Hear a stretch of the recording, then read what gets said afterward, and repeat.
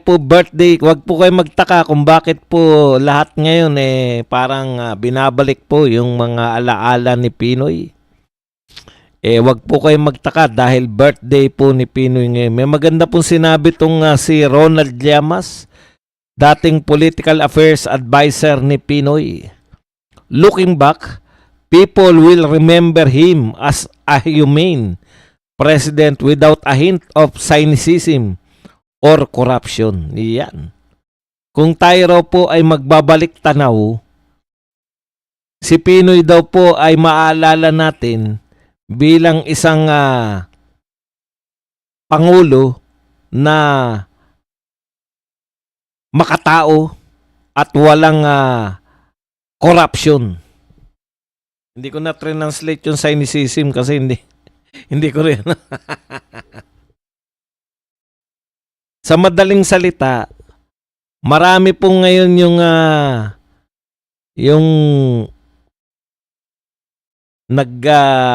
anong tawag diyan? Pumupuri, no? Kay Pinoy na parang napakagaling na pangulo. Akala mo perpekto yung pamumuno niya, no? Na namimiss nila dahil utot nyo. Namimiss nyo talaga si Pinoy. Kayong mga dilawan, ang mga kakamping. Eto po. Ano po ba talaga, saan po natin naaalala si Pinoy?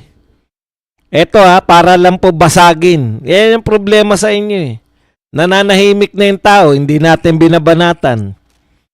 Minsan problema na itong mga dilawan, sinusobrahan nila yung husay.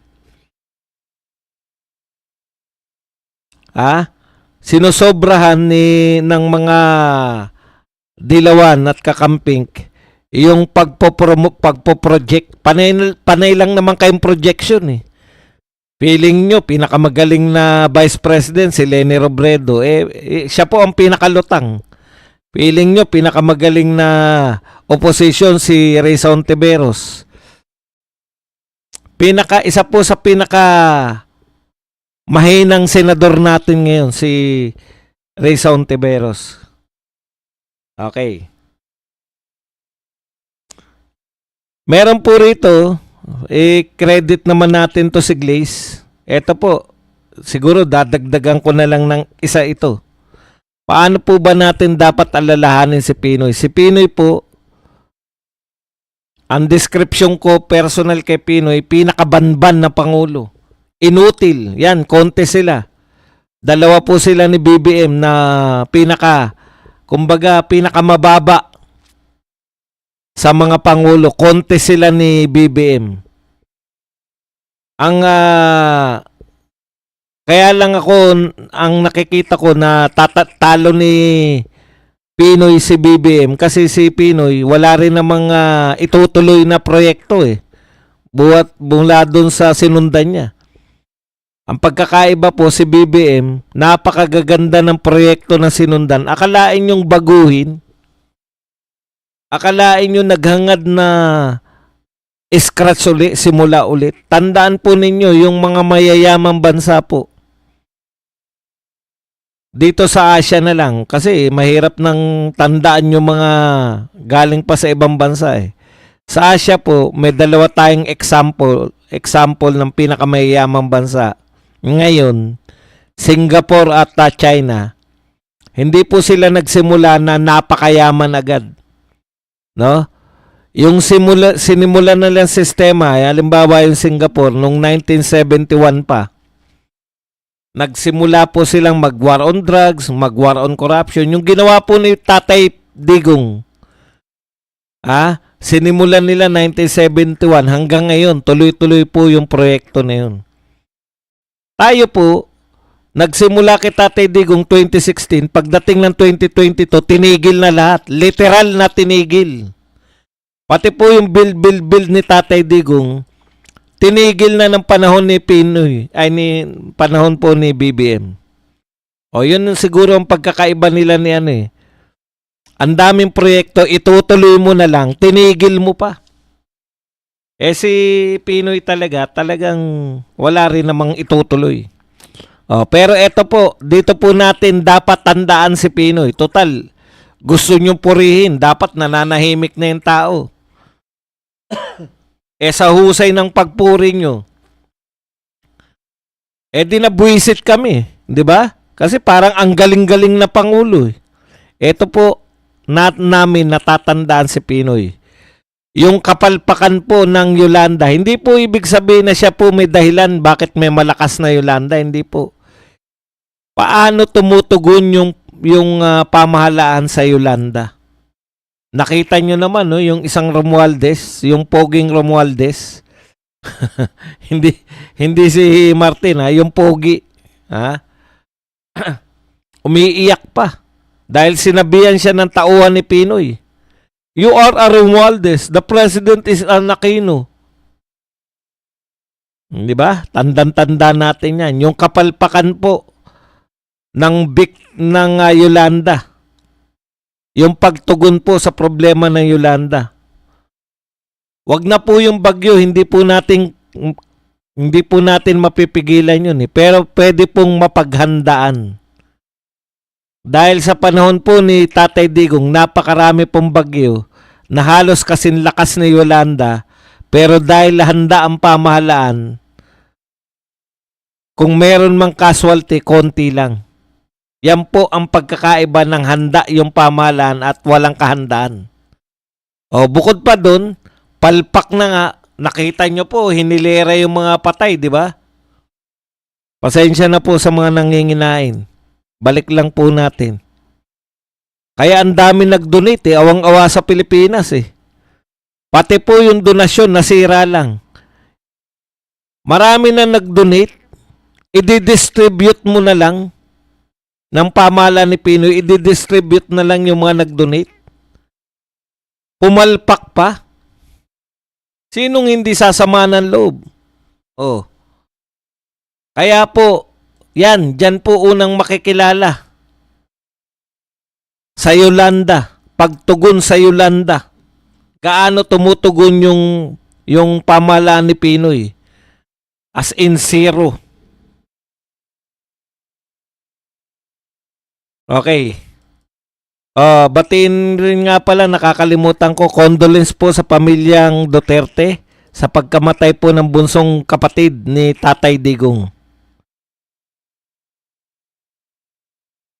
Okay, saan pa po natatandaan ng mga OFW?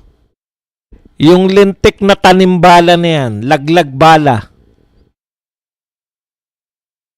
Nakakatawa po. Sa airport lang natin, mayroong lamesa sa labas. Sa labas po ng NAIA, bago ka pumasok, meron lamesa doon at merong plastic doon. Bakit po may lamesa at plastic? Babalutin muna ng mga OFW, ng mga Pilipino yung kanilang mga bagahe bago pumasok para masiguro nila na walang malalaglag na bala. Napakatagal po. Napakatagal pong pinahirapan yan, yung ating mga balikbayan, yung ating mga OFW. Pinahirapan ng lintik na laglag bala na yan. Ang liit na problema, hindi malutas-lutas. Si Tatay Digong isang mura lang. PI kayo, wag niyong tutuloy ang tanimbala o laglag bala sa akin. Tigil agad Di ba? Yan ang gobyerno ni Pinoy. Yung usapin po ng PDAF na ginawang DAP, dineklara po sa panahon ni Pinoy na ang constitutional. Yung pagkakaroon po ng pork barrel. Diyan po sa kanila yan. Speaking of sa nangyayari ngayon, yung moro-morong impeachment laban kay Justice Corona. Yan, same playbook ang ginagawa nila kay BP Sara. Walang ebidensya, kukuha na lang sila ng ebidensya doon. Pag nag-trial na, ipabubuksan nila yung salin, ikukumpara nila dito sa pera sa bangko at sasabihin na hindi tugma. Therefore, kinakailangan tanggalin si BP Sara. Ginawa nyo na kay Corona yan Walang ebidensya, doon na kayo naghagilap ng ebidensya. Buhay pa lahat ng mga senador na bumoto dyan, no? May isa pala, deads na.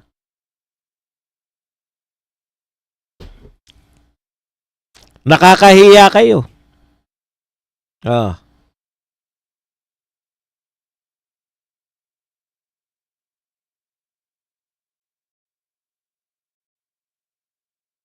Siyempre, ang wala pong kamatayan na SAP 44. Yan. Gusto nyong alalahanin si Pinoy, ha? Imbis na patahimikin nyo na, wala kaming pakialam sa inyo. Magalit man kayo. 44 na bayani ang namatay dyan. SAP 44 na yan. Dahil lang sa hindi kayo nagbigay ng reinforcement. Ano ba naman yung mga helicopter magpadala dyan para maawat man lang at makatakas yung SAP 44?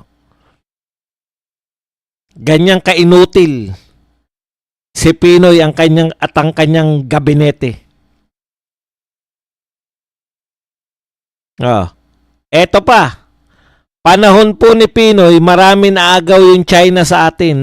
Naagaw sa atin yung Scarborough Shoal. Nakapagtayo yung China ng mga artificial island dyan po sa mga pinagtatalunan nating mga teritoryo. Panahon po ni Pinoy yan. Wala po nagawa si Pinoy. Yung mga kakampi ni Pinoy, si Duterte pa sinisisi.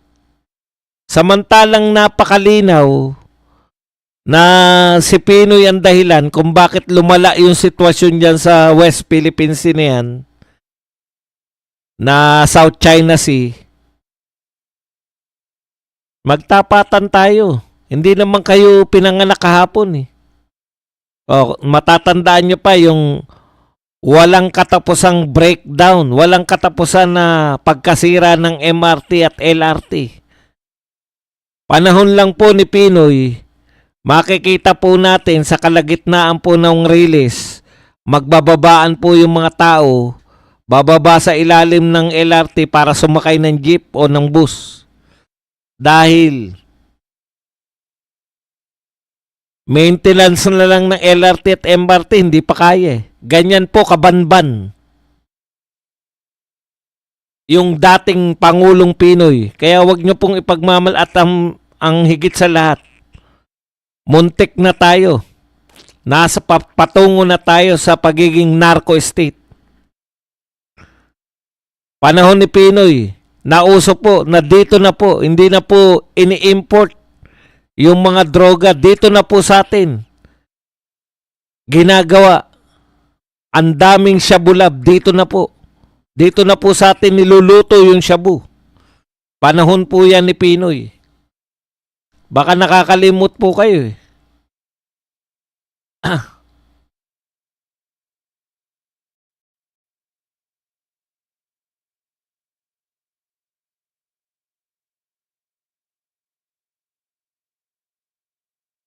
Okay, ano pa po? Yun po, yung nagalit po yung mga taga-Hong Kong sa mga OFW natin dahil simpleng hostage taking. Naiisang tao lang po ang nang hostage. Opo, iisang tao lang. Pero pumalpak pa. Napakaraming kapalpakan ng administrasyon ni Pinoy. Tapos sasabihin nyo na napakagaling na tao yan. Isa sa pinakabano, isa sa pinakainutil na naging presidente ng Pilipinas.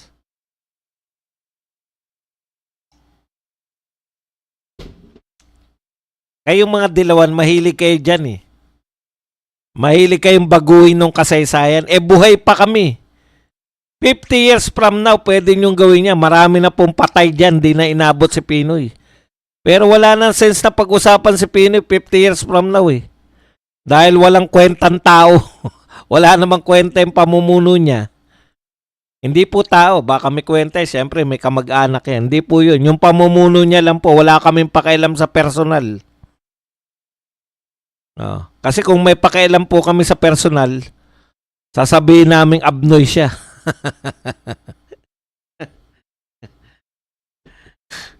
Yung ginawa niya lang po, tulay na walang tubig. Imagine niyo, wala naman po talaga napagawa yan eh. Wala pong infrastructure yan. Tuloy-tuloy din, nangungutang din tayo, wala ring nang ginagawa. O, tama po yun, pwedeng hindi siya magnanakaw. Siya mismo hindi siya magnanakaw. Eh, yung mga nakapaligid sa kanya,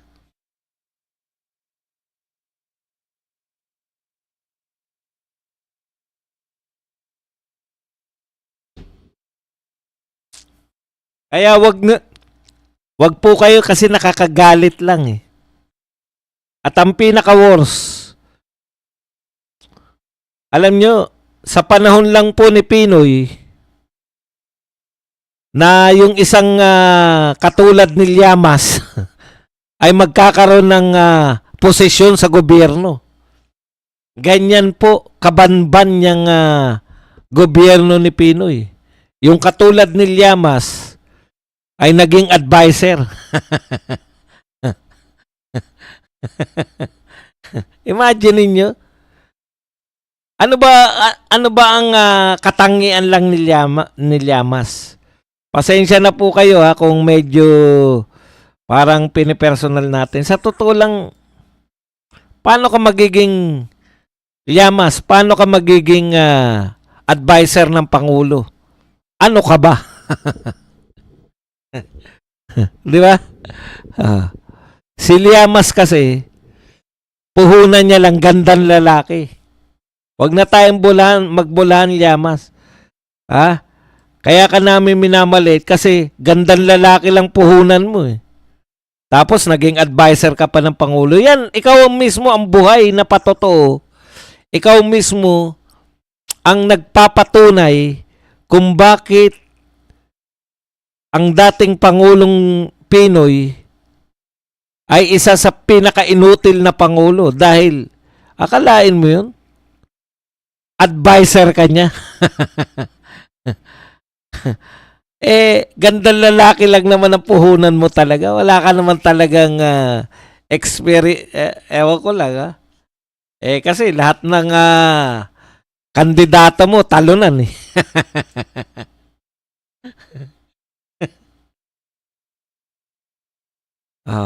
Pero ang pinakamasakit po, nalulungkot din tayo kasi nabalitaan po natin yung pagkamatay nito ni Pinoy. Namatay to na mag-isa lang, di ba? Namatay to na wala yung mga pamilya niya, wala yung mga kaibigan niya sa tabi niya. Nakakalungkot, no? Kasi aanin mo yung yaman. Kung yung mga nakapaligid sa iyo, kung walang mga pamilya, mga nagmamahal, kaibigan na nakapaligid sa iyo. At ang pinakamalupit na nangyari kay Pinoy, sa sobrang palpak ni Pinoy, maski si Leni nagpalit ng kulay. Tumakbo siya sa kulay na pink, hindi po sa kulay na kilalang kilala yung mga Aquino, kulay dilaw. Samantalang Liberal Party president siya at that time. Di ba? Itinakwil si Pinoy ng kanyang mga kapartido mismo para magkaroon ng chance na manalo. Kinakailangan nilang dumistansya sa kulay na dilaw. Yun po ang pinakamasakit eh. Tapos ngayon aalalahanin ninyo na parang ang galing-galing. Si Pinoy ba talaga inaalala nyo o namimiss nyo yung kapanyarihan na meron kayo nung panahon ni Pinoy? Walang kaabog-abog, nag-convert kayo. Kinonvert ninyo ang inyong kulay from yellow, naging pink, para lang may distansya nyo yung inyong sarili. Si mismo, tinignan ko eh. Si Leni Robredo mismo ay tumakbo bilang independent, hindi po sa Liberal Party. So, isinusuka o hindi maipagmalaki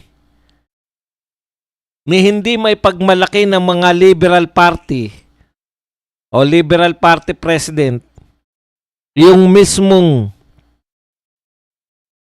kanilang partido. Kaya tumakbo si Leni Robredo na independent. Saan ka nakakita niyan? Di ba? Ayan po ang nakakahiya. Okay na sana eh.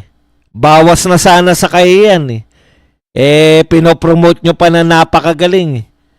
Hayaan nyo na si Pinoy sa himlayan niya. Nakakantsawan tuloy namin ulit.